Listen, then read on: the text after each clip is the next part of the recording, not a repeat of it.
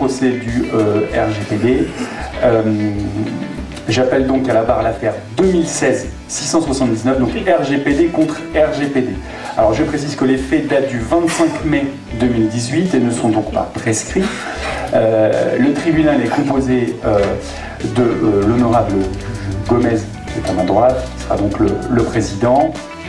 Le RGPD sera représenté par Maître Rodrigue, ici présente, également accompagné de son témoin, Monsieur Champeau, de l'entreprise Quant. La partie civile qui se plaint du RGPD est représentée, elle, par Maître Barbry, ici à ma gauche, et accompagnée donc de son témoin, Monsieur Danny Cohen. L'État, lui, est représenté par Monsieur Lipski, avocat général. Je rappelle que cette audience est excessivement sérieuse sur le fond, mais que, évidemment, sur la forme, c'est une occasion ludique de fêter les 1 an de l'entrée de la mise en application du RGPD. Voilà, donc je rappelle aussi que cette audience est évidemment fictive dans sa composition et dans son déroulé. Il y a pourtant des éléments de réalité qui sont les avocats et les juges. Nous avons la chance d'avoir un vrai juge qui jugera cette affaire. Évidemment, toute ressemblance avec des personnes ayant déjà existé ou voilà, ou qui vont exister ou sur des cas éventuels est évidemment purement fortuite. Nulle parole dans cette noble assemblée évidemment ne pourrait être retenue contre les participants, et ça, Eric, il tient beaucoup, c'est important, et notamment après les Européens, je crois que c'est encore plus important. Il n'a été fait et il ne sera fait aucun mal à aucun animal au cours de cette fiction. Voilà.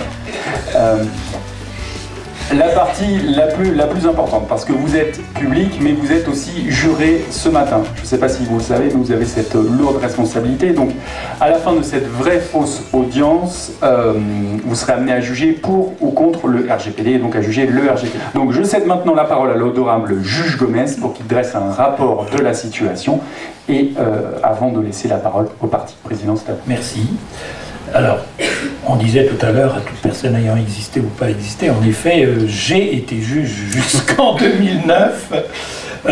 J'étais conseiller à la Cour de cassation à l'époque, mais il est vrai que de 90 à 2002, j'étais en charge de la quasi-totalité des contentieux relatifs à l'Internet et auparavant relatifs à la télématique, puisque c'était un domaine très passionnant. Entre-temps, j'ai quand même travaillé encore pendant 6-7 ans dans un grand cabinet d'avocats, également dédié aux droits d'auteur et à la protection des données. Et je n'ai pris ma retraite définitive que lors de ma 70e année en 2016. Voilà. Nous assistons, enfin nous sommes témoins, me semble-t-il, d'une prise de conscience inédite, tant d'une partie de la population que des entreprises et des administrations, des enjeux de la protection des données personnelles. Cela est dû principalement à la publicité active qui a été réalisée autour du RGPD à l'initiative de la Commission européenne et de tous les acteurs de la protection des données en France comme à l'étranger, CNIL, cabinet d'avocats spécialisés, forums d'entreprise, sans oublier les juridictions au sein desquelles de véritables débats ont pu être organisés sur justement le contrôle éventuel de ces questions de protection des données. Ajoutons que quelques scandales très médiatisés relatifs à des atteintes à la vie privée qui ont émaillé l'année 2018 ont fini par convaincre que la protection de nos données personnelles était essentielle dans ce monde de plus en plus technologique et de plus en plus numérique, mais de moins en moins à portée de contrôle. La question se pose néanmoins de savoir si la mise en œuvre pratique de ce texte européen s'inscrit dans une perspective de protection réelle de nos données personnelles ou s'il doit permettre à beaucoup d'en donner simplement l'illusion. Les débats au cours de l'audience consacrée au vrai-faux procès du RGPD apporteront un éclairage original sur la question. Je n'effleurerai pas dans mon rapport préliminaire les points positifs ni les réserves qu'appelle une analyse complète du texte et de sa mise en œuvre pratique. Je laisse ce soin, comme je le dis dans mon rapport, je laisse ce soin aux deux brillants avocats qui vous exposeront avec la compétence, l'intelligence et la fougue qu'on leur connaît les points de vue parfois éloignés, peut-être parfois plus convergents sur le RGPD. Auparavant, vous aurez entendu l'avis de grands témoins.